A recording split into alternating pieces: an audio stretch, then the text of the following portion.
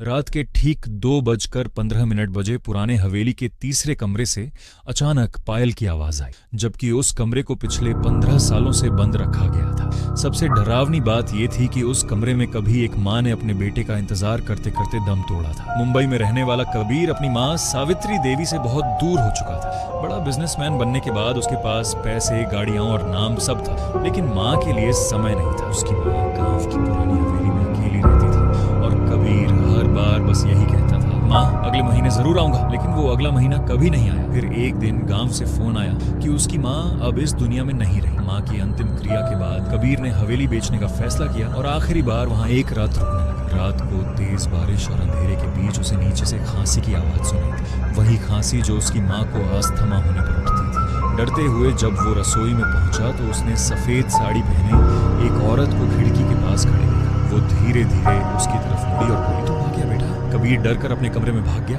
लेकिन थोड़ी देर बाद दरवाजे पर दस्तक हुई और वही पुरानी आवाज आई, कबीर खाना खा ले बेटा। बाहर एक थाली रखी थी जिसमें गर्म रोटियां और उसकी पसंद की सब्जी थी। रात के 2 बजे ऊपर बंद तीसरे कमरे से पायल की आवाज आने लगी। कबीर डरते हुए वहां पहुंचा तो उसने देखा कि उसकी माँ झूले पर बैठी थी, सफेद साड़ी, कमजोर शरीर और हाथ में पुराना इनहेलर। माँ ने मुस्कुराकर कहा, मर जाने से माँ का प्यार खत्म नहीं होता बेटा। फिर उन्होंने बताया कि जब उन्हें रात में सांस नहीं आती थी तब वो हर रात बस उसका इंतजार करती थी। कबीर रो पड़ा और माफी मांगने लगा। तभी कमरे में एक भयानक काली परछाई दिखाई जिसकी लाल आंखें थी। माँ ने कबीर को अपने पीछे कर लिया और कहा, जब तक माँ साथ है कोई साया मेरे बेटे को छू नहीं सकता।